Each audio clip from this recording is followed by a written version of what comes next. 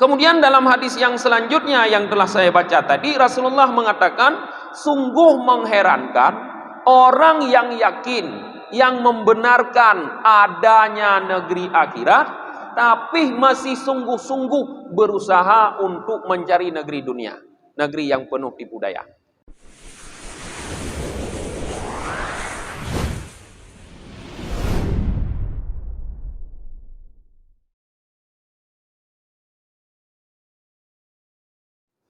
Alhamdulillahi Rabbil Alamin, wabihi nasta'inu ala umurid dunya waddin. Asyhadu an la ilaha illallah wahdahu la syarikalah, wa asyhadu anna Muhammadan abduhu wa rasuluhu la nabiyya ba'dah. Allahumma salli wa sallim wa barik ala Muhammad wa ala alihi wa sahbihi ajma'in, amma ba'd. Allahumma allimna ma jahilna wa dhakkirna ma nasina wa fahimna ma lam nafham. Subhanaka la ilma lana illa ma 'allamtana innaka antal alimul hakim. Rabbi shrah li sadri wa yassir li amri wahlul 'uqdatam min lisani yafqahu qawli.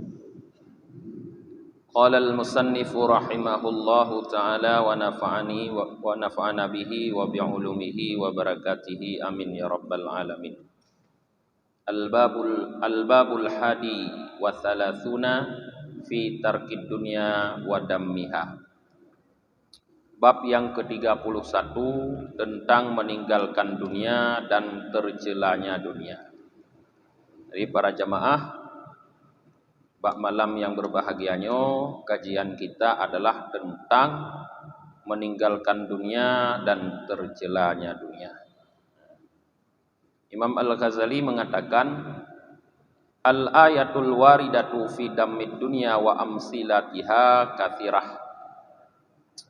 Ayat-ayat yang menjelaskan tentang tercelanya dunia dan seumpamanya sangat banyak. Wa aksarul Qur'ani mustamilun ala dammi dunya wa sarfil khalqi anha wa da'watihim ilal akhirah. Kebanyakan isi Quran memuat penjelasan terhadap tercelanya dunia dan memalingkan makhluk daripada dunia dan mengajak makhluk kepada akhirat. Bal huwa maksudul anbiya alaihi salatu wassalam, bahkan memalingkan makhluk daripada dunia dan mengajak kepada akhirat adalah merupakan maksud daripada diutusnya para nabi, di atas mereka itu rahmat dan sejahtera. Walam yub'asu illa lidzalika, dan mereka para nabi tidak diutus kecuali untuk maksud demikian. Maka fala hajata ila ijtihadi bi ayatil qur'ani liduhuriha, maka tidak membutuhkan lagi untuk menggambarkan, menjelaskan ayat-ayat Al-Qur'an, karena sudah sangat jelas ayat-ayat Al-Qur'an yang mencela dunia. Wa innama nuridu ba'dal akhbaril waridah fiha, cuma hanya saja kata Imam Al-Ghazali di sini beliau katanya nuridu, kami gambarkan, kami waridkan beberapa ayat-ayat yang warid tentang tercelanya dunia, beberapa hadis yang warid tentang tercelanya dunia. Jadi para jamaah, dalam alinea pembuka ini Imam Al-Ghazali menjelaskan kepada kita bahwa banyak sekali ayat-ayat Al-Quran yang menggambarkan bahwa dunia yang kita diami sekarang adalah merupakan tempat yang sangat tercela. Sehingga umum dari isi ayat Al-Quran itu adalah mengajak kita untuk tidak berpaling atau tidak mengikuti keinginan-keinginan dunia, bahkan lebih memfokuskan diri kepada kebutuhan akhirat. Sehingga semua nabi yang diutus oleh Allah adalah untuk mengajak umat manusia kepada memfokuskan diri kepada akhirat, meninggalkan dunia. Sehingga karena begitu banyak ayat-ayat yang menjelaskan seperti itu, karena begitu jelas, tidak dibutuhkan lagi di sini untuk mengungkapkan ayat-ayatnya.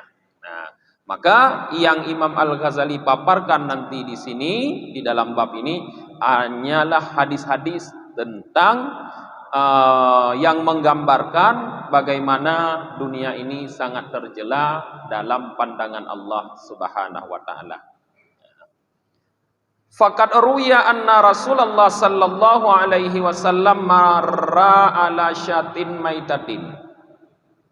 Diriwayatkan bahwa Rasulullah sallallahu alaihi wasallam melewati sebuah bangkai kambing. Faqala, maka beliau bersabda kepada para sahabatnya, ataruna hadhihi syah, apa pandangan kalian terhadap kambing ini, kata Rasulullah kepada para sahabat. Hinatun ala ahliha, dia hina sekali terhadap pemiliknya.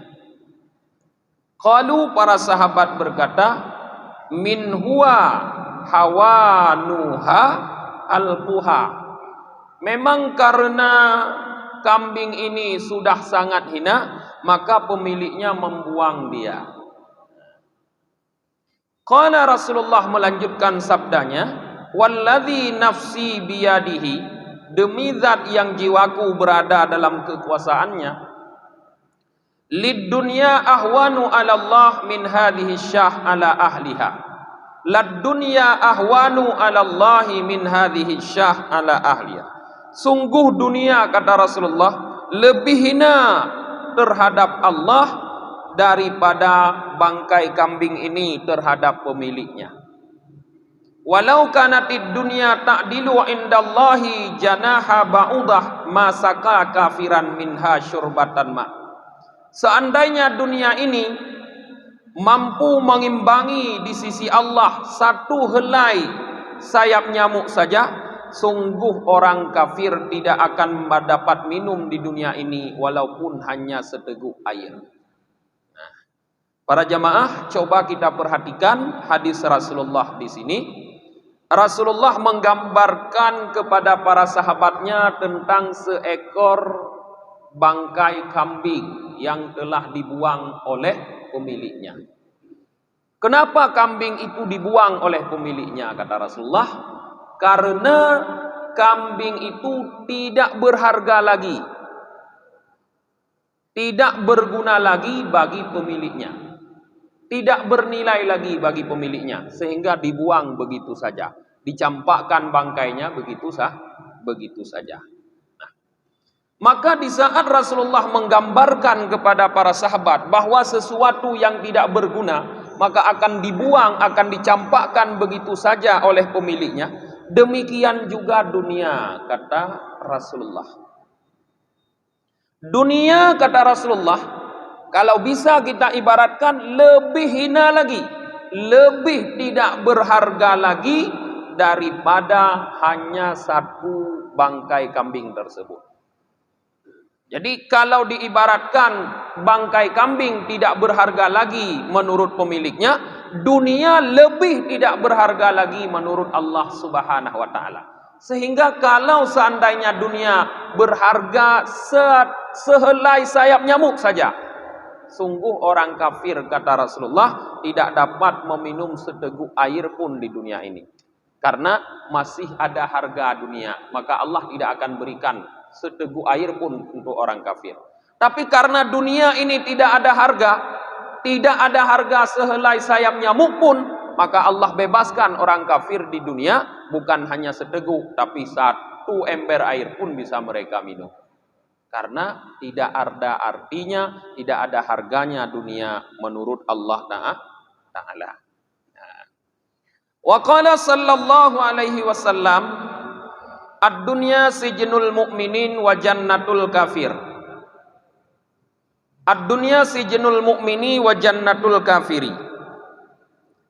Rasulullah sallallahu alaihi wasallam bersabda, dunia adalah penjara orang mukmin dan surganya orang kafir.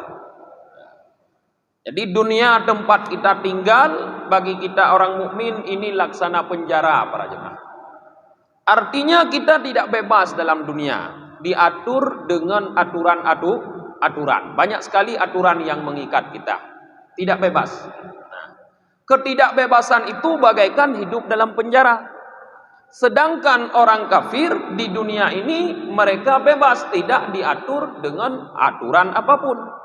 Maka mereka bisa melakukan apa saja. Jadi kita harus sadar bahwa sekarang kita telah tengah berada di dalam sebuah penjara. Tidak bisa melakukan sesuatu dengan kehendak kita.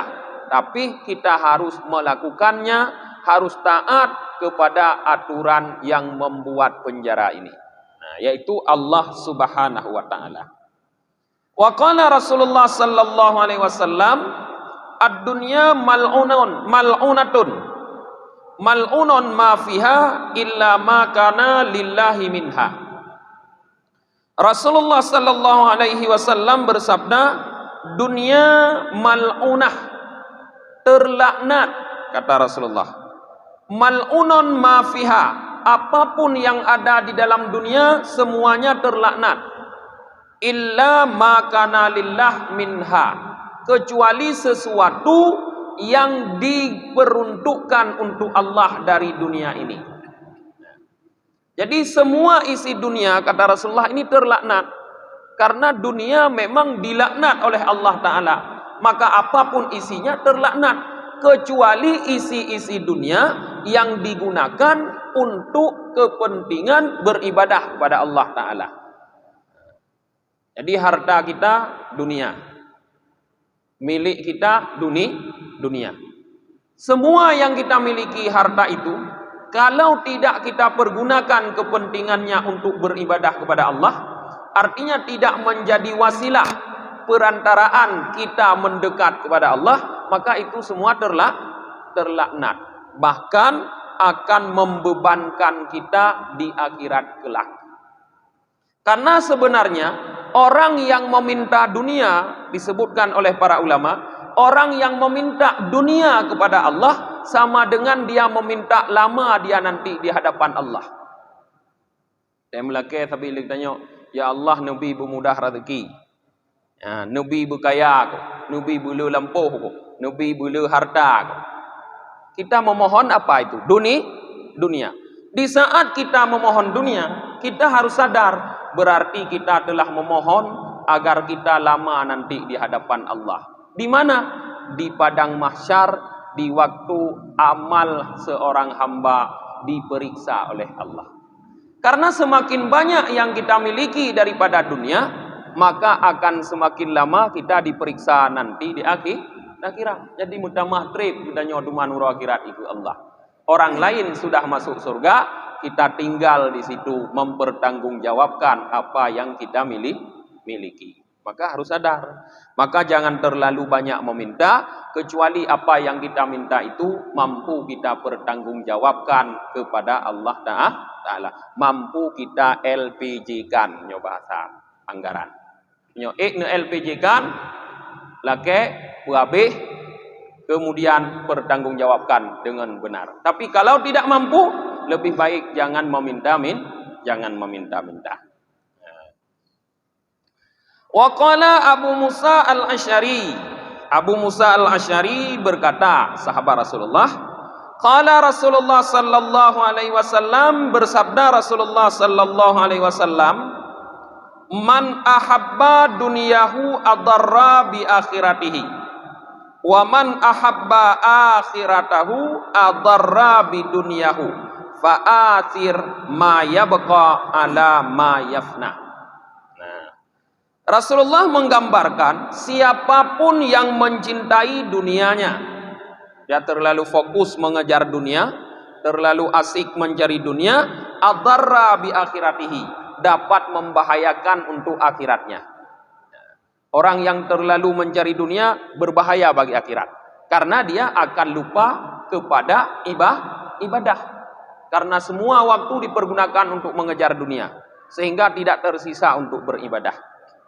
Wa man ahabba akhiratahu, sementara orang yang mencintai akhiratnya, yang sangat tekun beribadah, yang waktunya seluruhnya dipergunakan untuk ibadah, adarra bidunyahu, juga dapat membahayakan dunianya.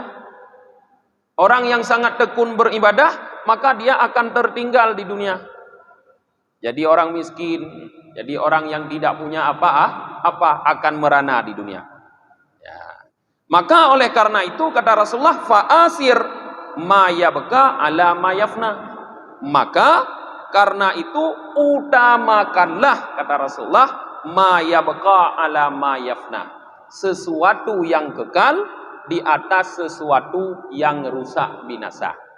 Nah, mana dari yang digambarkan oleh Rasulullah yang kekal? Akhirat. Mana yang fana? Dunia. Akhirat dan dunia ini tidak bisa berkumpul dua-duanya pada umum orang, kecuali hanya pada beberapa orang saja. Tidak bisa berkumpul. Kalau kita fokus kepada dunia, pasti akan kurang beribadah. Kalau kita fokus kepada ibadah, kurang dalam mencari dunia. Pasti ada negatif dan positifnya. Tetapi di saat itu kita harus mampu menempatkan mana yang lebih penting di antara dunia dengan akhirat. Kalau kita tahu bahwa dunia itu abqa, khairu wa abqa, kata Allah, lebih baik dan lebih kekal. Dan kita sangat paham bahwa dunia ini fana, yafna, dunia ini rusak binasa. Bahkan kata Allah, kullu man 'alaiha fan, semua yang ada di dunia ini fan, mandum binasa, semua binasa, kata Allah, semua rusak. Nah, tidak lama bertahan dunia ini. Maka kalau kita paham akan dua hal ini, utamakanlah yang kekal. Artinya kejarlah akhiratmu walaupun mungkin kamu akan tersia-siakan di dunia. Artinya walaupun kamu tidak akan mendapatkan bahagian dunia, tapi yang penting kamu akan mendapatkan bahagian yang abadi nanti di akhirat. Wa qala sallallahu alaihi wasallam, hubbud dunya ra'su kulli khati'atin. Rasulullah sallallahu alaihi wasallam bersabda, cinta terhadap dunia adalah pangkal setiap kesalahan. Ini sudah biasa kita dengar hadis ini. Semua kesalahan itu berawal dari cinta dunia. Karena ingin dunia, maka terpaksa melakukan kesalahan. Orang korupsi karena cinta dunia. Orang membunuh karena cinta dunia. Orang mencuri, membegal, apapun yang dilakukan kesalahan maksiat-maksiat, pangkalnya, pokoknya adalah hubbud dunia, cinta kepada dunia. Berarti kita harus membuang jauh-jauh rasa cinta terhadap dunia. Membuang cinta kepada dunia itu adalah dengan menumbuhkan di dalam jiwa kita sikap zuhud.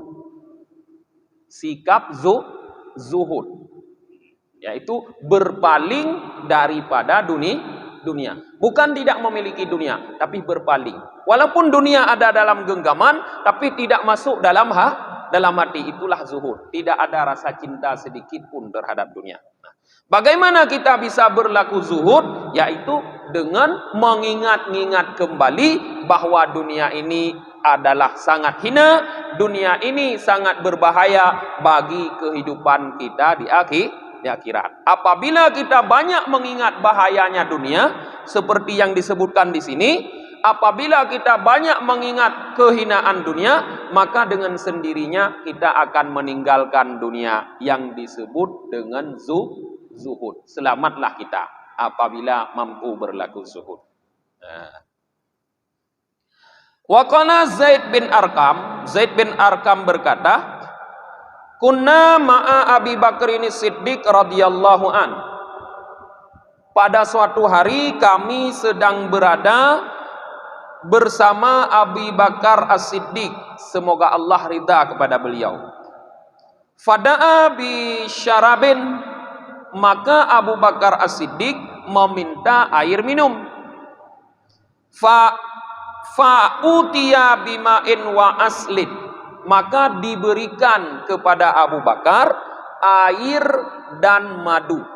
Jadi yang diminta oleh Abu Bakar adalah air minum, tapi kemudian datang orang membawa air beserta dengan madu. Di saat itu Abu Bakar adalah sebagai khalifah, pengganti Rasulullah yang telah wafat. Maka falamma dana min fihi baka hatta abqa ashabuhu. Manakala air telah dekat dengan bibirnya, artinya Abu Bakar mau minum air, dia menangis. Tiba-tiba Abu Bakar menangis sehingga seluruh orang-orang yang hadir, sahabat-sahabatnya pada saat itu ikut menangis. Semua menangis. Wasakatu wasakata. Kemudian mereka diam dan Abu Bakar pun terdiam. Summa ada, kemudian Abu Bakar mengambil lagi air untuk minum. Wabaka, dan dia menangis kembali. Hatta dhannu annahum la yakduruna ala mas'alatih. Sehingga kami menyangka bahwa sungguh mereka itu tidak sanggup mereka itu terhadap masalahnya Abu Bakar. Artinya semua menangis. Tidak ada yang bisa menyelesaikan masalah Abu Bakar. Karena pada saat itu orang pun belum tahu kenapa Abu Bakar setiap mau meneguk air selalu menangis. Qala Zaid berkata, periwayat hadis ini, summa masaha ainaihi, kemudian Abu Bakar membasuh dua matanya, artinya menyapu, membersihkan dari air mata. Faqalu, maka para sahabat bertanya, ya khalifata Rasulillah sallallahu alaihi wasallam, ma abkaka, wahai khalifah pengganti Rasulullah sallallahu alaihi wasallam, apa yang membuat engkau menangis? Qal, Abu Bakar berkata, kuntu ma'a Rasulillah sallallahu alaihi wasallam, aku pernah bersama Rasulullah sallallahu alaihi wasallam, faraaituhu yadfa'u an nafsihi syai'an wa lam ara ma'ahu ahadan. Maka aku melihat dia seolah-olah menyingkirkan sesuatu dari dirinya, padahal aku tidak melihat ada seseorang bersamanya. Seolah Rasulullah getulak-tulak, tapi hana urang gekalan li Abu Bakar. Fakultu, maka aku berkata, kata Abu Bakar, ya Rasulullah, malladhi tadfa'u an nafsika, apa yang engkau dorong-dorong dari dirimu? Qal, Rasulullah menjawab, hadhihi dunya mathalat li, ini adalah dunia hai Abu Bakar, dia menjelma kepadaku. Fakultu laha ilaika anni, maka aku kata Rasulullah, fakultu laha ilaika anni, maka aku kata bagi dunia, ilaika anni, menjauh dariku, kata Rasulullah. Jadi sambil Rasulullah katakan kepada dunia yang menjelma, yang tidak bisa dilihat oleh Abu Bakar, Rasulullah mengatakan menjauhlah dariku, sambil didorong-dorong oleh Rasulullah.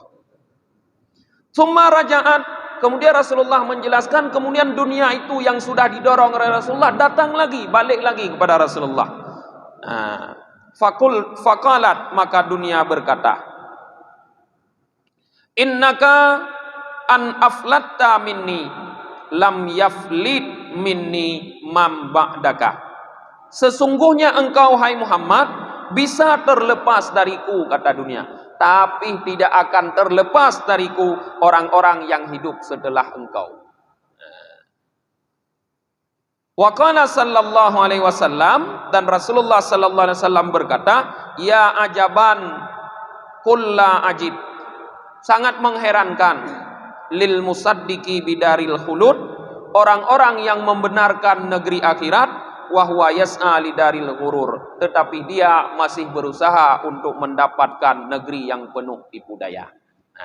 Jadi para jamaah, dalam hadis ini rupanya di saat Abu Bakar mau meneguk air minum, dia teringat kepada kisahnya bersama Rasulullah, di mana dia melihat Rasulullah mendorong-dorong dunia yang menjelma kepada Rasulullah. Di mana dunia menyampaikan kepada Rasulullah bahwa engkau Muhammad bisa terlepas dariku, tapi orang setelahmu tidak bisa terlepas dariku. Rasulullah, rupanya Abu Bakar, para jamaah, sangat khawatir. Di saat dia minum itu, ada keinginan terhadap dunia. Maka beliau teringat sejarah tadi, seolah-olah menunjukkan bahwa beliau telah dipengaruhi oleh dunia. Karena dunia sudah mengatakan, orang setelah Rasulullah tidak akan bisa terlepas dari dunia. Dan beliau adalah salah seorang setelah Rasulullah wafat. Beliau masih hidup, berarti orang setelah Rasulullah. Jadi inilah yang membuat Abu Bakar menangis. Di saat hanya mau meneguk air, dia teringat air itu bahagian dari dunia. Nah. Kemudian dalam hadis yang selanjutnya yang telah saya baca tadi, Rasulullah mengatakan, sungguh mengherankan orang yang yakin, yang membenarkan adanya negeri akhirat, tapi masih sungguh-sungguh berusaha untuk mencari negeri dunia, negeri yang penuh tipu daya. Jadi dia yakin bahwa akhirat ada, dia yakin bahwa di akhirat ada pembalasan, tapi yang dia usahakan bukan negeri akhirat, negeri dunia. Ini sangat mengherankan, kata Rasulullah. Nah, jadi hireun tu punya urang lagi nya. Seolah-olah tidak benar-benar dia yakin bahwa akhirat itu ada. Tidak benar-benar dia yakin bahwa akhirat itu benar. Buktinya dia tidak pernah berusaha untuk akhirat, tapi yang dia usahakan adalah untuk dunia. Ini yang mengherankan, kata Rasulullah. Nah. Kemudian waruya anna Rasulullah sallallahu alaihi wasallam waqafa ala mazbalah. Diriwayatkan bahwa Rasulullah sallallahu alaihi wasallam pernah beliau berhenti di tempat pembuangan sampah. Jadi Rasulullah pernah berhenti di tempat pembuangan sampah. Faqala, di saat beliau berhenti di tempat pembuangan sampah itu, beliau berkata kepada para sahabat, mengajarkan sahabatnya, halummu ilad dunya, kata Rasulullah, wahai para sahabat, coba perhatikanlah kepada dunia. Wa akhadha kharqan, di saat itu Rasulullah mengambil satu kain yang sudah rusak, qad baliyat ala tilkal mazbalah. Beliau Rasulullah mengambil kain yang rusak, yang ada, yang sudah membusuk di tempat pembuangan sampah tersebut. Wa idhaman kad nakhirat, dan beliau juga mengambil satu tulang yang telah hampir hancur. Faqala, maka di saat Rasulullah mengambil kain busuk itu di sampah dan tulang itu, beliau berkata kepada para sahabat, hadihid dunya, inilah dunia, kata Rasulullah. Beliau mengibaratkan kain busuk dengan tulang yang hampir hancur sebagai dunia. Hadhihi dunia, kata beliau, inilah dunia. Wa hadhihi isyaratun ila anna zinatad dunya satakhluqu mithlu tilkal kharq. Kata Rasulullah, hadhihi dunia itu isyarah kepada bahwa perhiasan dunia, keindahan dunia ini akan menjadi busuk seperti busuknya kain tadi. Akan menjadi lesuh seperti lesuhnya kain tadi. Wa annal ajsam allati tara biha satasiru idaman baliyah. Dan bahwa sungguh tubuh-tubuh yang engkau lihat ini akan kembali menjadi tulang yang hancur, yang membusuk. Jadi itulah pelajaran yang disampaikan oleh Rasulullah kepada para sahabat dengan beliau berhenti di tempat sampah. Beliau tunjukkan kepada para sahabat kain yang busuk dan tulang yang hampir hancur. Dunia seperti itulah, kata Rasulullah. Walaupun sekarang indah seperti tubuh kita sekarang ini, tapi nanti akan membusuk, akan menjadi tulang-tulang yang hancur. Walaupun pakaian kita indah seperti sekarang ini, tapi nanti akan menjadi lesuh, akan menjadi busuk juga seperti pakaian yang ada di tempat sampah tersebut. Begitulah dunia, para jemaah. Kembali semua kepada kotoran. Coba kita lihat apa yang kita pakai dari dunia, apa yang kita miliki dari dunia, apa yang kita makan dari dunia, kemana kembalinya? Hoja adanya. Yang dapat jauh ho terakhir tempat ini. Lam kotoran, lam septic tank. Yang kita pakainya ho terakhir tempat. Juga nanti akan kita buang ke tempat sampah. Apa yang kita gunakan juga akhirnya berakhir pada sampah. Artinya dunia ini sebenarnya sampah. Ya? Dunia ini sebenarnya sampah. Maka persoalan di dunia yang paling besar adalah persoalan sampah. Ya kan? Persoalan sampah. Jakarta sudah berganti-ganti gubernur, sampah tidak terselesaikan. Karena memang itu dunia. Dunia memang sampah. Kapan baru sampah itu selesai? Kalau dunia ini sudah berakhir.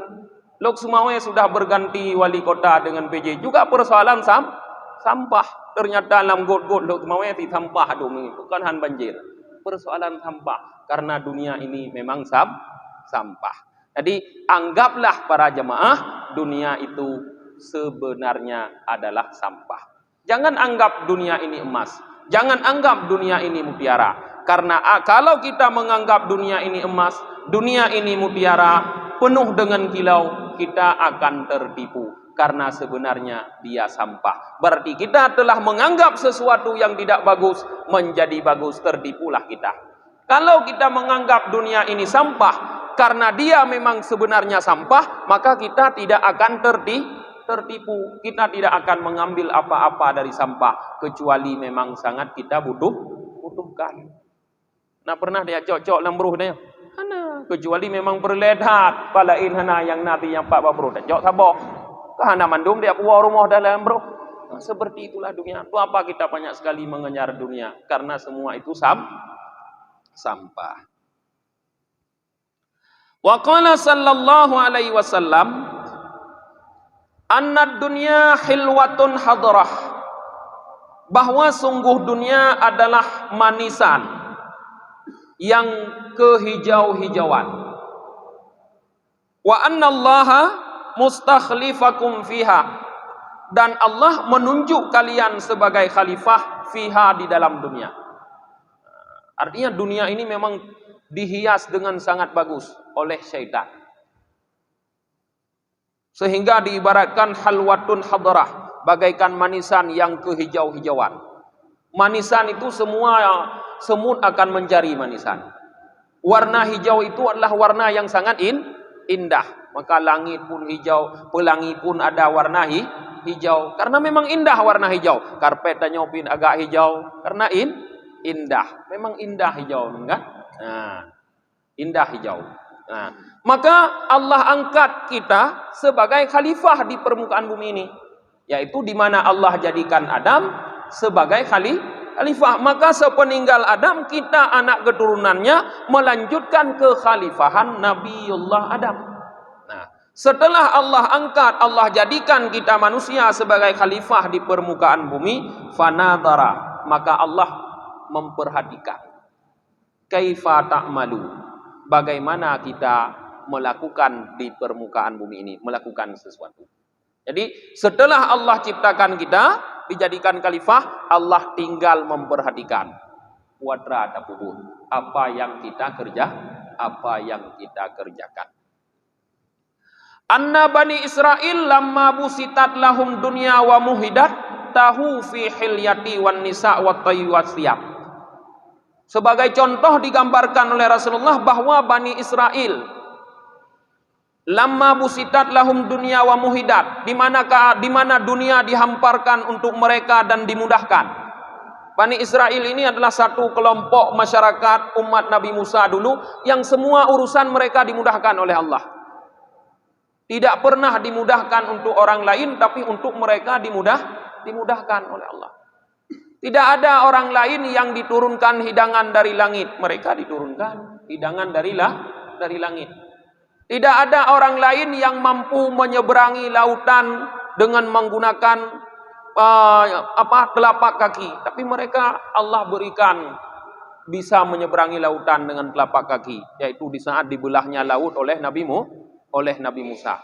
Nah, Tidak ada orang lain yang Allah berikan kelebihan sebagaimana Bani Israel. Sampai-sampai Allah mengungkapkan, Allah lebihkan Bani Israel di atas semua orang di saat itu. Wa faddalnakum alal alamin, kata Allah. Kami lebihkan kalian di atas segalian alam di masa itu, kata Allah. Artinya Allah berikan kemudahan dan kelebihan kepada Bani Israel. Tapi di saat mereka diberikan kemudahan seperti itu oleh Allah, di saat Allah berikan kelebihan seperti itu terhadap mereka, mereka kebingungan, kata Rasulullah. Tahu fil hilyah, kebingungan mereka terhadap perhiasan, wan nisa, dan terhadap perempuan, wat taibi, dan terhadap wangi-wangian, wasiyab, dan terhadap pakaian.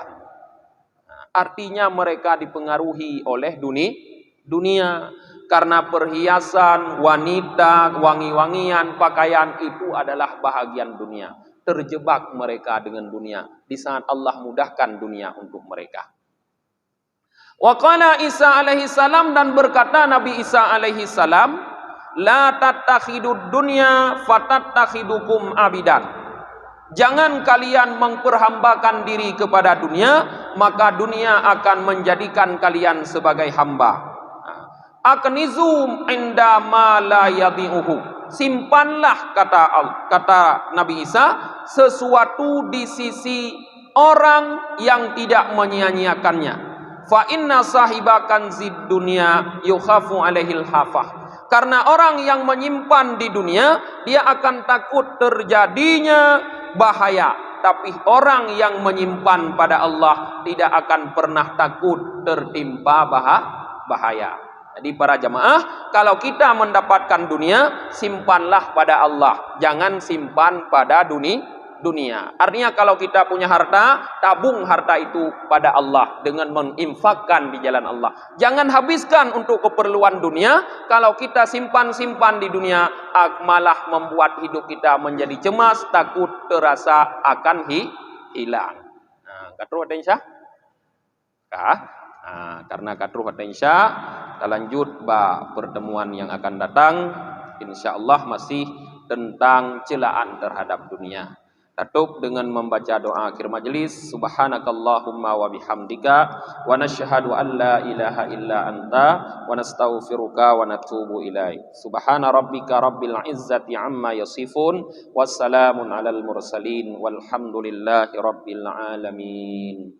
Sallallahu ala Muhammad sallallahu alaihi wasallam.